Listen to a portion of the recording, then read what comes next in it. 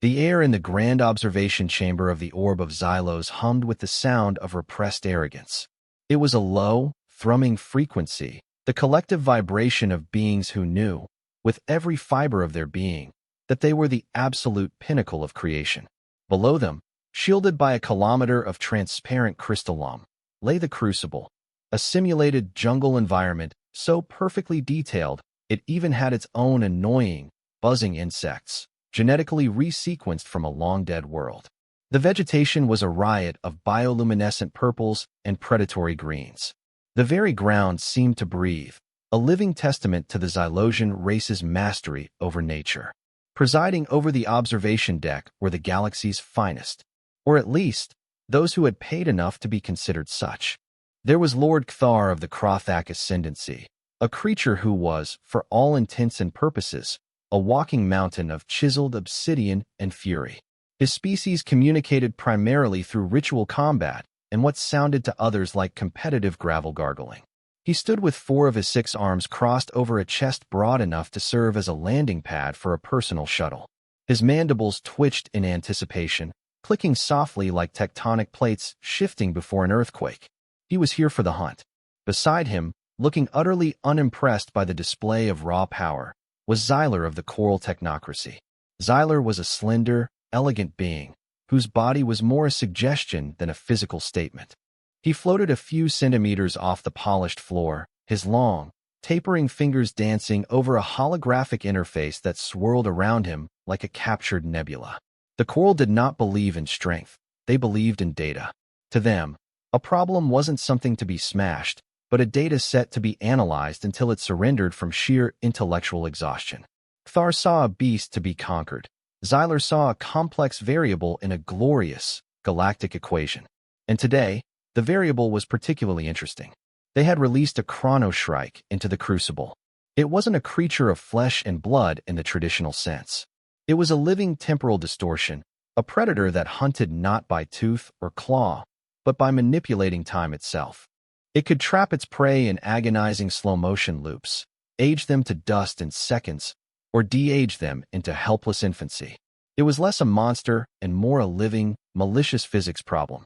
Capturing one, non-lethally, was considered one of the 7 great trials of the modern galactic age. It was a feat of strength, intellect, and will. Cthar had boasted he would shatter its temporal field with a sonic clap from his primary fists. Xyler had countered that he would simply calculate the creature's frequency of temporal oscillation and neutralize it with a precisely modulated dampening field. Their rivalry was the stuff of legend, a classic clash of brawn versus brains that had sold billions of pay-per-view broadcast licenses. But there was a third participant, and that was the problem. It is an insult to the sanctity of this tradition, Cthar rumbled, his voice causing the crystalline floor to vibrate. To include a specimen from such a primitive stock, Xyler didn't look up from his data stream. Primitive is a subjective term, Lord Cthar. The species in question, humanity, is not without its curiosities. Their capacity for self-delusion, for instance, is statistically unparalleled.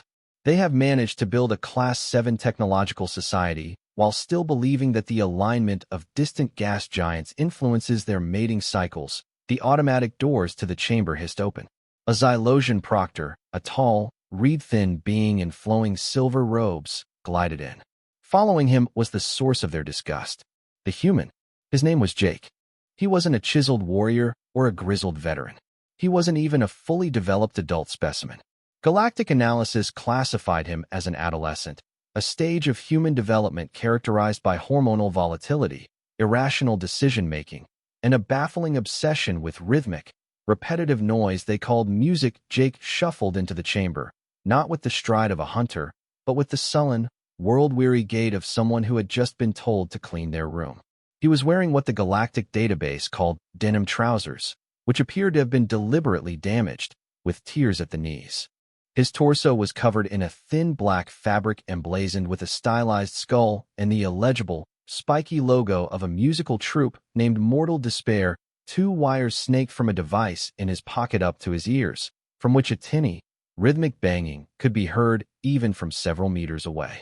He looked around the grand observation chamber, a marvel of galactic engineering that had humbled emperors, and his expression was one of profound, unadulterated boredom. Kthar let out a low growl, a sound of pure contempt. This is our competition? This larva? It looks malnourished. Its posture indicates a severe lack of spinal rigidity. My analysis suggests its primary emotional state is irritation, Xyler offered, a flicker of amusement in his monotone voice. Fascinating. The summons for the Grand Hunt is a matter of supreme galactic honor. This specimen appears to be reacting as if it has been summoned for jury duty. The proctor glided to the center of the room. Champions, it announced, its voice a series of perfectly modulated chimes. Behold your final challenger. Representing the Sol System, Sector 7 Gamma. The human, Jake. Jake pulled one of the buds from his ear. Huh? Did you say something?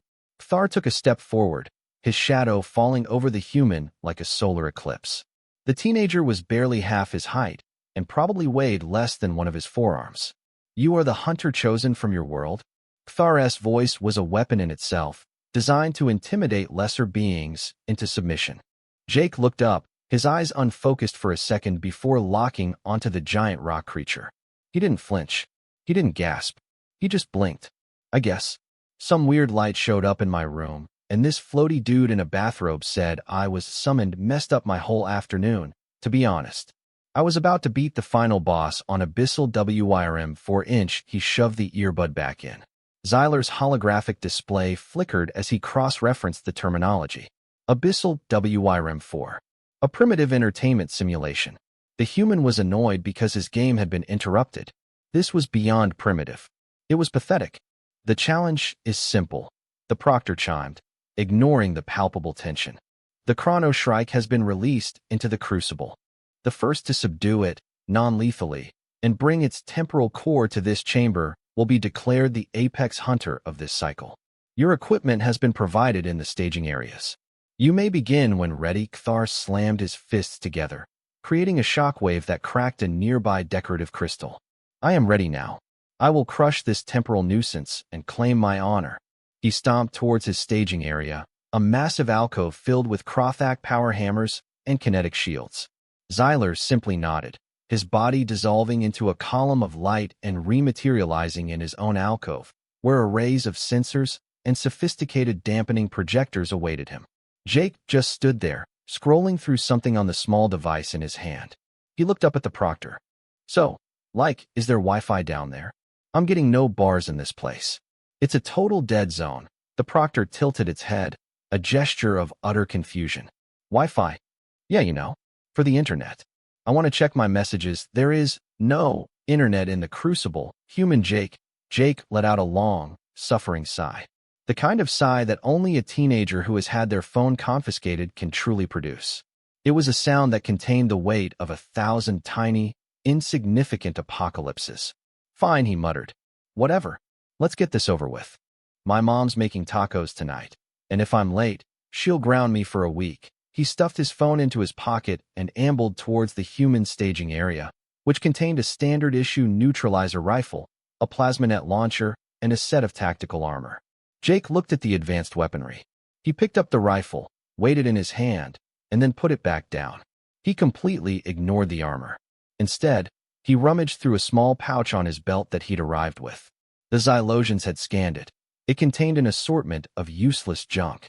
A multi-tool with a corkscrew, a half-eaten protein bar, a small roll of black adhesive tape, and a handful of plastic strips with a locking mechanism on one end. Zip ties. He pocketed the zip ties and the tape, grabbed a bottle of water from the dispenser, and walked towards the transport beam. The assembled galactic dignitaries watching from private booths murmured amongst themselves. They had expected a show of force, a display of tactical genius. What they got was a surly adolescent who seemed more concerned about dinner than a battle with a reality-bending monster. This was going to be the shortest, most embarrassing hunt in galactic history. Down in the Crucible, the air was thick and humid. The ground was a soft, loamy soil that squelched underfoot. Kthar was the first to enter, his massive form crashing through the alien foliage like a meteor. He roared, a challenge to the unseen predator, and the very trees seemed to shake in response. He activated his kinetic shields, which shimmered around him in a haze of golden energy, and began his hunt, following a path of destruction straight towards the center of the habitat. Xyler materialized a moment later, silent as a ghost. He was surrounded by a swarm of softball-sized drones that fanned out, mapping the environment, sampling the air, and searching for temporal anomalies. His approach was one of pure, dispassionate logic. Find the creature's lair. Analyze its patterns. Deploy a countermeasure. It was a hunt by spreadsheet. Then came Jake. He stepped off the transport pad and immediately winced, pulling a leaf off his shoulder with a look of disgust. Ugh, it's all sticky, he complained to no one in particular. He looked around, not with the keen eyes of a hunter, but with the aimless gaze of a teenager forced to go on a family hike. He didn't draw a weapon. He didn't activate a shield. He just started walking. In the observation deck, a wave of confused murmurs rippled through the crowd. What is its strategy? One dignitary asked. Perhaps it is a form of primitive stealth, another suggested. Attempting to blend in with the environment by feigning incompetence, Xyler, monitoring from his command interface, had a more direct assessment. The human is exhibiting no discernible strategy. Its movements are random. It is currently examining a species of carnivorous fungus with an expression of mild interest. It appears to be sightseeing, and he was. Jake wandered through the jungle, occasionally kicking a weird-looking rock or poking a glowing mushroom with a stick. He seemed less a participant in a grand hunt and more like a tourist who had taken a wrong turn on his way to the gift shop. Meanwhile, Thar found the Shrike. Or rather, it found him. The air around the Krothak warriors suddenly warped, shimmering like a heat haze.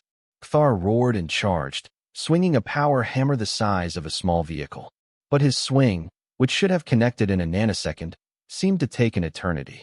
He was caught in a localized time dilation field. The Chrono Shrike, a being of fractured light and razor-sharp, crystalline feathers, flickered into view.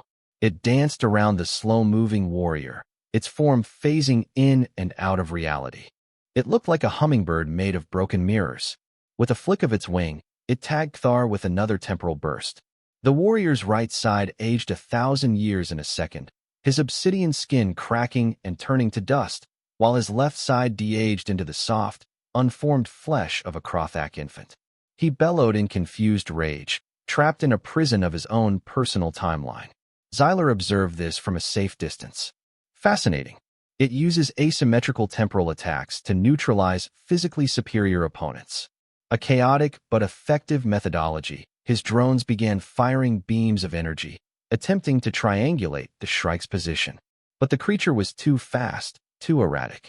It blinked from one location to another, leaving behind shimmering afterimages that confused the drone's targeting systems. One drone was aged into a ball of rust. Another was trapped in a 5-second loop, endlessly replaying its own destruction. The entity does not adhere to predictable patterns, Xyler announced, a note of frustration, a deeply un-QRL emotion, creeping into his voice. Its movements are not random, they are anti-random. It actively defies predictive modeling. And through all this, Jake kept walking. He heard the roars of Thar and the energy discharges from Xyler's drones, but he paid them no mind. It was just background noise.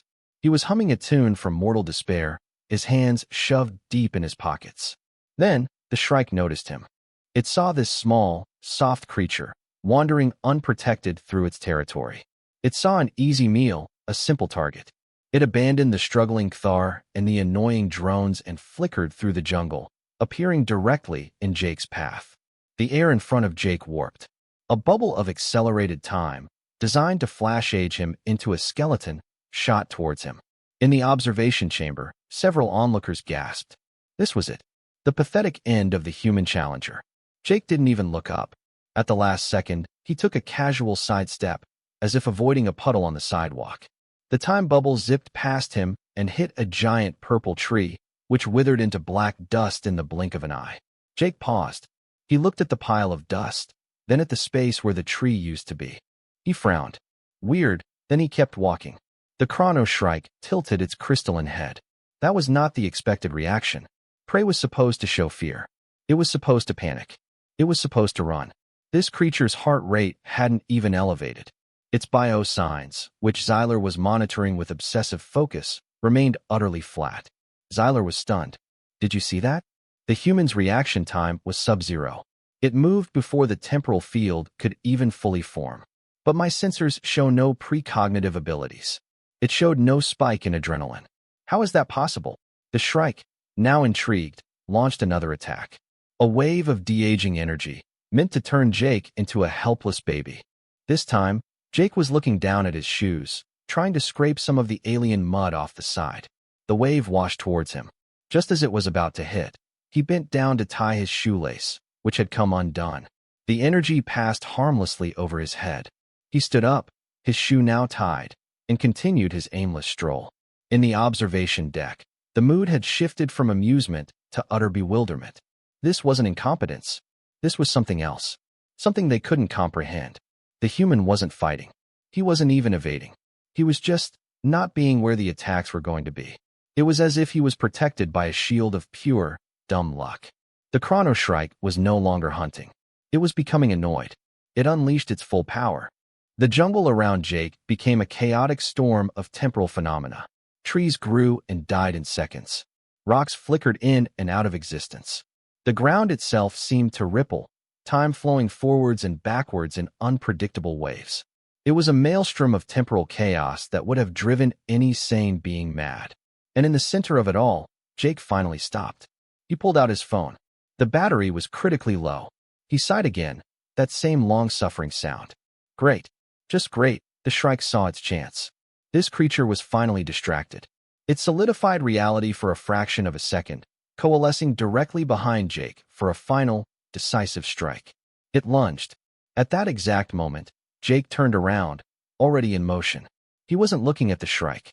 He was looking at his phone, which he had just angled to catch the light from a glowing plant. He was trying to see the screen better. His turn was not an evasive maneuver. It was a simple, mundane action. But it caused the Shrike's attack to miss by a millimeter. Now, Jake finally seemed to notice the creature. He looked at the shimmering, reality-bending monster, a being that had crippled the galaxy's greatest warrior and outsmarted its greatest mind. He looked at it, and his expression wasn't fear. It was annoyance. The kind of annoyance you show a fly that keeps buzzing around your head. "Dude, can you not?" he said. "I'm trying to check something here." The Chronoshrike froze. It had existed for millennia. It had consumed the life force of sun-eaters and feasted on the terror of psychic leviathans. It understood one fundamental constant of the universe. Living things feared it. Their terror was a symphony that validated its existence. This creature was not afraid. It was not impressed. It was bothered. It was treating the avatar of temporal destruction like an inconvenient pop-up ad. For the first time in its existence, the Chronoshrike felt an emotion it did not know how to process: confusion. Its temporal field, which was powered by its focus and its victim's fear, began to flicker. It became unstable. Jake saw the flickering. He looked at the creature, then at his phone, then back at the creature. An idea seemed to dawn on him. He brought up a game on his phone. It wasn't a complex simulation like Abyssal WYRM4. It was a simple, stupid rhythm game called Beat, Bop, Blitz. A series of colored dots fell from the top of the screen, and you had to tap them in time with an aggressively cheerful electronic tune. The Shrike, recovering its composure, attacked again. It sent out rapid-fire pulses of microtemporal distortions. Each one was a pinprick of deadly energy. Jake's thumbs became a blur. He started playing the game. His eyes were glued to the screen, his body reacting with an instinct born from thousands of hours of such pointless endeavors. As the colored dots fell on the screen, he tapped. And as he tapped, he moved. A temporal pulse shot at his head. He ducked slightly to the left, tapping a blue dot. Another came for his chest. He swayed to the right, tapping a red dot. His movements were small, economical, and perfectly timed. He wasn't dodging the Shrike. He was dodging to the rhythm of the game. The deadly temporal attacks from the apex predator were no different to him than the on-screen obstacles in a video game. They were just patterns to be recognized and avoided. The Shrike became frantic. It threw everything it had at him. Waves of stasis, bubbles of acceleration, fields of reverse time. And Jake, utterly engrossed in his game, weaved through all of it. His body was a symphony of unconscious competence, his mind focused on the only thing that truly mattered in that moment: beating his high score. The onlookers in the observation deck were silent. They were watching something that defied all known laws of combat and biology. Thar, now freed from his temporal prison, but still a patchwork of different ages, stared in disbelief. Xyler's drones had stopped moving, their processors unable to reconcile what they were seeing. The human wasn't fighting the monster. He was ignoring it. He was using its own attacks as a kind of deadly dance partner in a game only he understood. The Chronoshrike, a being of immense power, was being thoroughly, comprehensively, and humiliatingly outmatched by a bored teenager playing a game on his phone. Its confidence, the very core of its power, shattered. Its temporal field sputtered wildly, a cosmic engine misfiring. Jake, meanwhile, let out a triumphant yes. He had beaten his old high score. He looked up from his phone, a flicker of a smile on his face, the first genuine emotion he'd shown all day. He saw the Chronoshrike, hovering a few feet away, flickering and disoriented. "Oh, you're still here," he said. He reached into his pocket and pulled out a small, black rock. He tossed it, not at the creature, but at a large, crystalline spire a few meters to its left. The rock hit the crystal, producing a high-frequency chime, like a tuning fork being struck. The sound, pure and singular, overloaded the shrike's fractured senses. For a single, critical second, its temporal field collapsed entirely, and its physical form became solid and stable. It was all the time Jake needed. He moved with a speed that seemed impossible for his soft, fragile body. In 3 quick steps, he closed the distance. He didn't use a plasma net or a neutralizer rifle. He pulled one of the plastic strips from his pocket. The zip tie. With a single, practiced motion, he looped it around the creature's central crystalline feather, what Xyler's scans had identified as its primary temporal manipulation organ, and pulled it tight. Click. The sound was tiny, almost inaudible, but its effect was absolute. The Chronoshrike's light dimmed. Its reality-bending power vanished. It was now just a very strange-looking, very confused crystal bird, with a piece of human plastic cinched around its most vital part. It fluttered to the ground, completely harmless. Jake poked it with his shoe. Neat. He then picked it up, tucked it under his arm like a football, and started walking back towards the transport pad. He pulled out his phone again, but the screen was black. Ah, great. Battery's dead. Silence. Absolute, profound, galaxy-shattering silence reigned in the grand observation chamber. The dignitaries, the warriors, the scientists, they all just stared. Kthar's mandibles hung open. Xyler's holographic interface had gone completely dark, as if it too needed a moment to process the absurdity of what had just happened. Jake materialized back on the platform, holding the subdued Chronoshrike. He looked around at the sea of stunned alien faces. "So, we done here? I'm supposed to text my mom when I'm on my way home." The Xylosian proctor was the first to regain its composure, though its chimes were noticeably off-key. "Human, Jake, you have succeeded. By the ancient laws, you are the apex hunter. Explain your methods. Your strategy." It defied all our predictions. All eyes were on Jake. Kthar lumbered forward. "Your movements, they were not of a warrior. Yet you were untouchable. You possess some form of battle trance, a precognitive sixth sense." Xyler floated closer, his interface flickering back to life. "My data is meaningless. It shows you succeeding through a cascade of statistical impossibilities. A 1 in a trillion chain of random luck. That cannot be. You must have been manipulating probability itself. What advanced science does your species hide?" Jake looked from the giant rock monster to the floating data ghost and shrugged. "Strategy? Science? Dude, I was just trying to keep from getting bored."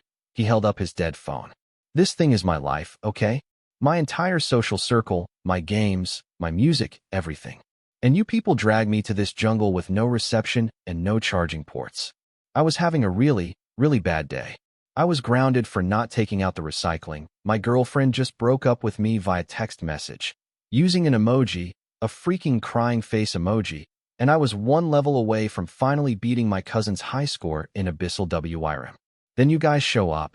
He gestured vaguely towards the crucible below. "So I go down there, and this flashy bird thing starts throwing light shows at me. You call it a temporal predator. I call it my little brother, Kevin." The alien stared blankly. "Kevin? Was that a human term for a god of chaos?"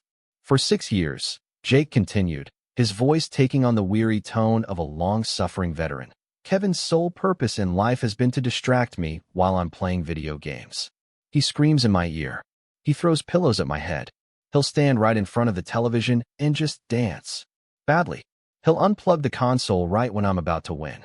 Your Chrono Shrike's temporal attacks? Honestly, less annoying than Kevin on a sugar rush. All that dodging and weaving? That's just muscle memory from trying to play a game while a 7-year-old is trying to give you a wet willy, he pointed at Kthar. You talk about battle trances. Ever tried to navigate a crowded high school hallway between classes? It's a combat zone. You've got 3 minutes to get from chemistry to history, and there are 1,000 other people trying to do the same thing. You learn spatial awareness real fast. You learn to anticipate movement, to find the path of least resistance. It's not a sixth sense. It's just trying not to be late for a pop quiz. He then turned to Xyler. And you? Probability manipulation? Dude, have you ever tried to cross a street in New York City? Or assemble a piece of IKEA furniture using only the pictograms they give you? Human life is a constant battle against chaotic systems with incomplete information. We're born into it. We thrive in it. Our whole planet is a death trap. He started pacing now, warming to his subject. You guys think you're so advanced. Your worlds are probably all nice and safe and sterile. On Earth, everything is trying to kill you, all the time, in new and exciting ways. We have tiny insects called mosquitoes whose bite can kill you with a dozen different diseases. We have hornets, which are basically just flying packages of pure, unadulterated rage with a poison dagger attached. We have plants that will kill you if you eat them, other plants that will kill you if you touch them. The weather will try to kill you with lightning, tornadoes, and something we call black ice, which is invisible, frictionless death that covers our roads. The assembled aliens were growing pale, their various skin tones shifting to shades of gray and sickly green. And that's just the natural stuff. Jake exclaimed. We invented things like social media, customer service phone trees, and pop-up ads, which are forms of psychological warfare so advanced you people can't even comprehend them. We willingly subject ourselves to this. For fun. We climb mountains just to ski down them. We jump out of perfectly good aircraft. We have a sport where 2 guys punch each other in the head until one of them falls over. We call it a billion-dollar industry. He stopped and looked at the subdued Chrono Shrike under his arm. This thing feeds on fear and confusion. I'm a human teenager. My default state is confusion, punctuated by long periods of soul-crushing boredom. It had nothing to work with. It was trying to scare a fish by threatening it with water. He held up the zip tie still fastened to the creature. And this isn't some secret human weapon. It's a zip tie. I use them for cable management on my computer. I just had a spare one in my pocket. A heavy, existential dread settled over the chamber. The galaxy's understanding of the universe had just been fundamentally broken and reassembled into a terrifying new shape. Humanity wasn't a weak, primitive, emotional species. They were a species forged in a crucible of constant, mundane, life-threatening absurdity. Their planet wasn't a cradle of life. It was a boot camp for reality-warping demigods. Their weaknesses, their emotional instability, their short attention spans, their obsession with trivial games, were actually the source of their unbelievable strength. They weren't conquerors. They were survivors. And in a universe full of specialists, the ultimate generalist was king. Kthar looked at his massive, powerful hands, which had failed him. He had trained his entire life for glorious combat. The human had trained his entire life just to get through another Tuesday. He now knew which was the more rigorous training regimen. Xyler was frantically inputting new data, his entire life's work rendered obsolete. Threat level, human. Classification, formerly harmless/nuisance, new classification. Do not engage. Do not provoke. For the love of the cosmic all, do not interrupt their games. Jake cleared his throat, breaking the terrified silence. He looked at the proctor, his expression dead serious. So, he said, his voice echoing in the vast chamber. Am I ungrounded now? Because my mom's gonna absolutely kill me if I'm not home in time for tacos.